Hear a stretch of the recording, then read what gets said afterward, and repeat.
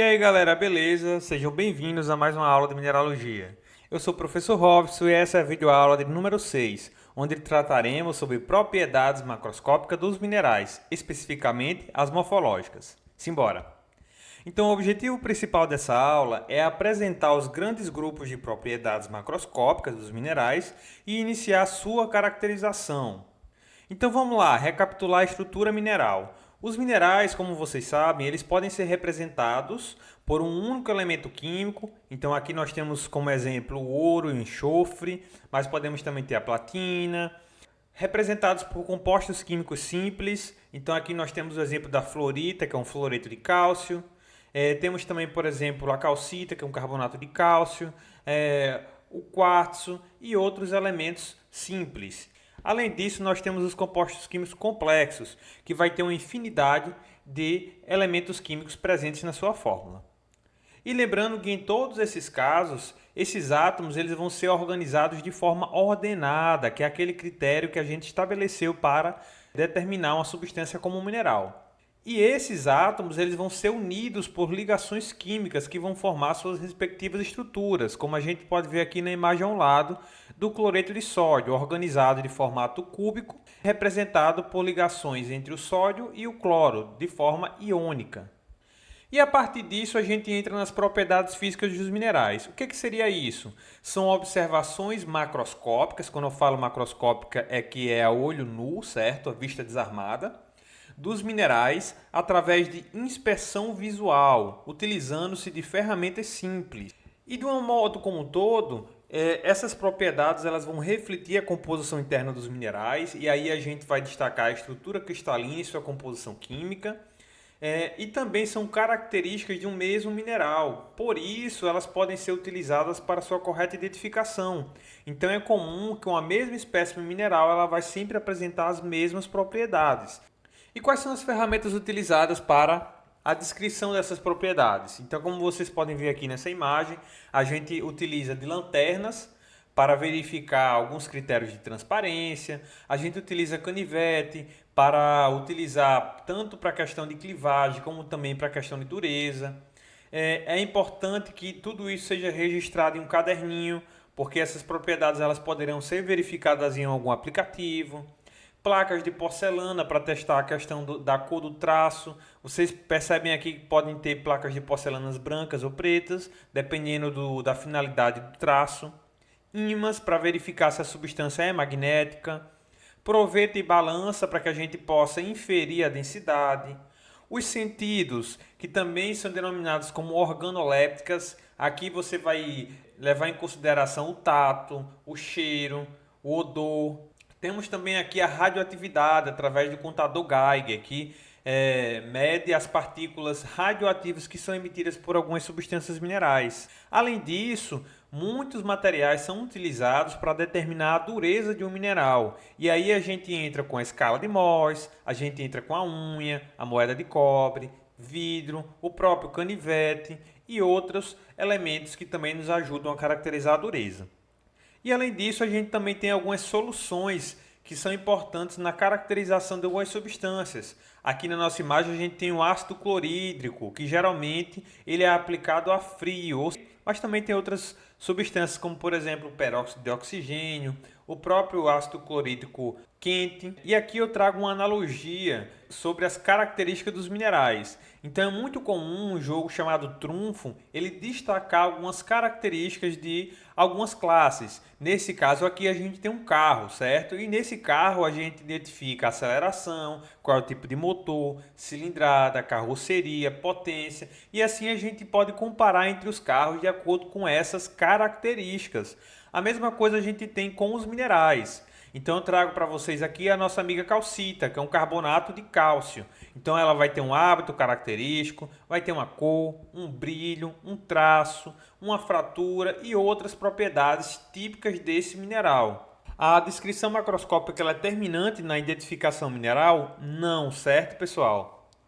É muito importante que a gente recorra a outros métodos para que a gente possa caracterizar essa parte interna, né? Onde a gente vai verificar, por exemplo, a caracterização da estrutura cristalina através do difratômetro de raio-x. a caracterização química, saber como está a composição daquela substância. Então a gente vai recorrer à fluorescência de raio-x, microsonda eletrônica, absorção atômica e etc. Aqui a gente pode ver um resultado de um difratrômetro de raio-x. Então perceba que cada pico aqui do difratômetro, ele tem o seu mineral correspondente. Então, por exemplo, aqui nós temos clorita, calcita, quartzo, calcopirita e assim sucessivamente. Aqui a gente também tem uma composição química característica. Então, todos os materiais terrestres, eles são constituídos de uma quantidade de elementos químicos. E aqui a gente tem, como por exemplo, o rover Curiosity, que está lá na superfície de Marte, fazendo as suas explorações e captando tanto imagens como informações químicas do solo marciano. Aqui na lateral a gente consegue ver um gráfico de barras onde é destacado a composição do solo marciano, né? Então você consegue ver composições de sódio, de magnésio, enriquecido em alumínio e silício, em ferro, por isso que dá aquela característica bem avermelhada. Então o rover Curiosity, ele tem em sua estrutura uma fluorescência de raio-x portátil, né, que ele consegue identificar automaticamente uma amostra de solo, sem precisar mandar aqui para a Terra. E aí a gente entra nas propriedades físicas dos minerais. Então, de uma forma como um todo, eles podem se agrupar em propriedades morfológicas, que são aquelas associadas à forma, propriedades de interação com a luz, todas aquelas que são oriundas das interações luminosas, propriedades mecânicas, que aí vai estar muito mais associada à sua estrutura interna, propriedades elétricas, onde você vai ter geração de corrente elétrica de acordo com algum estímulo. Outras propriedades que aí vão se encaixar, por exemplo, aquelas que são associadas à massa, como a densidade, as organolépticas, como cheiro, odor, sabor, tato, e também magnetismo, reação ácido clorídrico, entre outros. E ao longo do nosso curso a gente vai aprender cada uma delas, certo? Aqui a gente tem, por exemplo, vários cristais coloridos com formatos diferentes. Temos aqui um mineral com uma cor de traço marronzado. Temos a reação ácido clorídrico. Aqui nós temos todas as variedades de medições de dureza. E aí a gente entra no primeiro grupo, que são as propriedades morfológicas, que são todas aquelas que são relacionadas à forma dos minerais. Então, elas podem ser grau de cristalinidade, hábito ou forma e mácula.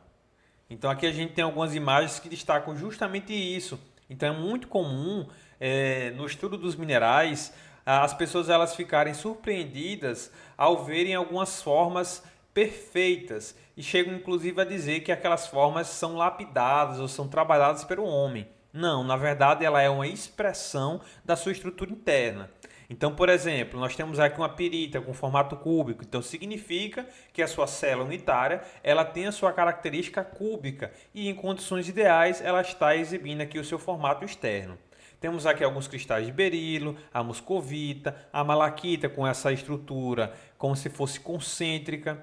Nós temos aqui a caverna de Naica com os grandes cristais de selenita, onde você vai ter cristais tabulares. E vamos lá, sobre o grau de cristalinidade, o que seria isso? Então refere-se ao grau de perfeição dos cristais, uma coisa que a gente já abordou anteriormente nas nossas aulas. A gente viu que em condições ideais, o meu mineral ele vai exibir faces planas. Dentro do grau de cristalinidade, a gente pode ter os minerais euédricos, que são aqueles minerais com faces planas e bem desenvolvidas, desenvolvendo um mineral com formato geométrico. Então você consegue ver todas as faces características daquele mineral. Quando aquele material ele possui uma mistura de faces bem desenvolvidas e faces irregulares, a gente chama de subédricos e é uma classe de grau de cristalinidade mais expressiva no reino mineral. Por fim, a gente tem os anédricos, que são aqueles minerais que não possuem faces planas visíveis. Aqui a gente tem uma exemplificação disso, né? Os euédricos aqui com todas as faces planas, os subédricos com a variação de faces planas irregulares, os anédricos com faces totalmente irregulares e ao lado a gente tem um exemplo mineral. Aqui nós temos granadas em diferentes graus de cristalinidade. No primeiro, um cristal perfeito, equidimensional, com todas as suas faces características. O segundo com faces irregulares e faces planas, e o terceiro composto totalmente por faces irregulares. Então veja que com a mesma espécime mineral, ele pode apresentar diferentes graus de cristalinidade. E aí a gente passa para o hábito, que seria o quê? O formato mais frequente ou a combinação de formas com o qual o mineral se apresenta na natureza. Então é uma coisa comum para aquele mineral. E é muito importante destacar que ele está intimamente relacionado à estrutura cristalina dos minerais e reflete as condições de formação. Então não é de se esperar que aquele material ele sempre vai exibir aquele hábito em qualquer condição. Não, ele precisa ter condições ideais para que ele reflita as faces planas. Aqui embaixo a gente consegue ver alguns materiais com faces características, como por exemplo a halita com seu aspecto cúbico, o berilo com seu aspecto prismático, a calcita aqui com um aspecto meio que concêntrico, como se fosse várias lâminas formando uma flor. Aqui nós temos o botrioidal da gretita, prismático de uma drusa de quartzo. E aí a gente entra em duas grandes classes. Então os hábitos eles podem ser sólidos regulares, quando os minerais eles apresentam formas externas que vão lembrar sólidos geométricos que a gente já conhece, né? Então a denominação dos seus hábitos será a forma geométrica como um todo. Nessa tabela aqui a gente pode ver o nome desses hábitos. Por exemplo, nós temos o hábito cúbico, o octaédrico, o dodecaédrico, tetraédrico. Então vejam que todos esses hábitos aqui, eles são algumas formas conhecidas da nossa geometria. Ao lado a gente tem uma amostra mineral cúbica, que no caso seria a pirita. E aí a gente passa para uma segunda categoria dos hábitos, que são aqueles agregados, ou seja, os minerais ou agregados de minerais que não apresentam formas regulares, possuindo outros termos para designar seus hábitos cristalinos. Então, por exemplo, aqui nessa tabela a gente tem o maciço ou compacto, que é um agregado de microcristais, o granular, que é um agregado de grãos, aproximadamente do mesmo tamanho, o fibroso, que é um agregado de cristais bem finos, o radial, agregado de cristais finos de forma radial, e assim sucessivamente. Então veja que você tem uma série de nomes para hábitos específicos de minerais. Não se preocupem que vocês terão uma lista para que possam consultar na hora que vocês estiverem fazendo as descrições. E aqui nós temos alguns exemplos de hábitos. Na parte superior aqui todos são amostras minerais cúbicas, a pirita, a galena, a halita, a fluorita.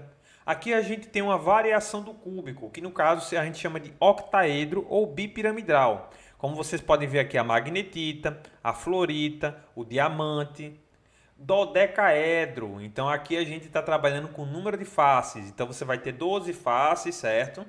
Aqui é uma granada, outra granada. Aqui no caso nós temos uma pirita, que também é uma variação do cúbico. Trapezoédrico, piramidal ou bipiramidal, como vocês podem verificar aqui, ó, anatásio, certo? Romboédrico, a calcita, é um típico romboedro, então é muito comum em condições ideais vocês terem calcitas romboédricas. Prismático colunar, então boa parte dos ciclosilicatos eles vão possuir essa expressão. Então aqui nós temos o quartzo, nós temos aqui as turmalinas e aqui está representada a turmalina melancia, o berilo. Temos também os exemplares tabulares que parecem como se fossem tábuas. Aqui nós temos a barite.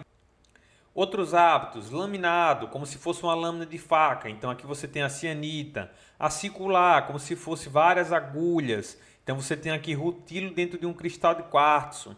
Capilar, que no caso seriam fios de cabelo bem fino, né? E que aqui é do grupo do amianto.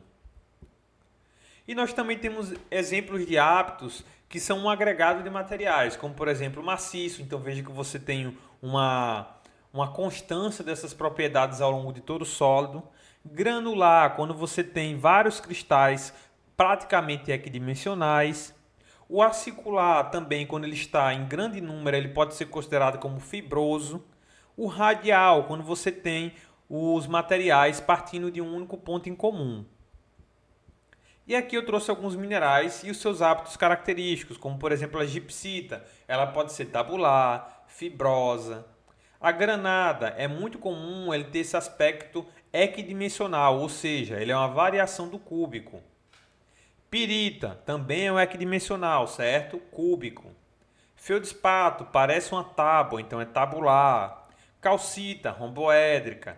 Guetita, botrioidal, é como se fosse um cacho de uva aqui, por exemplo. E depois de falar um pouco sobre os hábitos, a gente passa para a questão de mácula. O que seria a mácula? É o intercrescimento de dois ou mais indivíduos da mesma espécie mineral, segundo leis cristalográficas específicas. Como vocês sabem, lá da parte de sistemas cristalinos, os materiais eles são caracterizados pelo quê? Pelas suas constantes angulares e seus eixos cristalográficos. Porém, na sua formação, um material ele pode aproveitar a estrutura ou o germe cristalino de um material e crescer sobre ele. E dessa forma a gente tem o que a gente chama de mácula. E essas máculas podem ser alguns nomes, como por exemplo a penetração, da pirita ou granada, como vocês podem ver aqui na parte superior. É como se tivessem cubos intercrescidos. Cruz estaurolita, então você consegue ver aqui uma estaurolita como se fosse uma espécie de cruz. Simples ou múltipla, como o ortoclásio e o plagioclásio, aqui você tem dois cristais um ao lado do outro. Cauda de andorinha, como é o exemplo de dois cristais de gipsita aqui, ó. Cíclica, como o crisoberilo, então você tem vários fragmentos de cristais de crisoberilo unidos aqui formando um ciclo. E também nós temos o lei do Japão, que são dois cristais de quartzo que aproveitam e crescem perpendicularmente um ao outro, como vocês podem ver aqui, ó. E aqui nós temos uns exemplos clássicos. Então, como eu falei para vocês, aquelas placas de granito, elas são muito comuns de terem grandes cristais de feldspato. E esses cristais de feldspato, eles podem ser caracterizados quando você olha uma posição, acende uma posição, e quando você olha do outro, vai acender a outra posição, que no caso seria a geminação. Então aqui é como se tivesse dois cristais, um ao lado do outro. E aqui nós temos a representação desses ortoclásios. Outro exemplo clássico, que seria a estaurolita, que é a geminação em cruz. Então os materiais eles são perpendiculares ou quase que perpendiculares. E aqui nós temos o exemplo de quartzo lei do Japão, onde você vai aproveitar a base lá do cristal de quartzo e eles vão crescer quase que perpendiculares. Aqui a gente consegue ver os cristais como se fosse um L, vocês estão percebendo aqui. E aqui ao lado a gente tem a representação desse lei do Japão. No mais, pessoal, é isso. A gente vai praticar no futuro essa parte de propriedades morfológicas e não deixem de revisar as nossas fichas de descrição.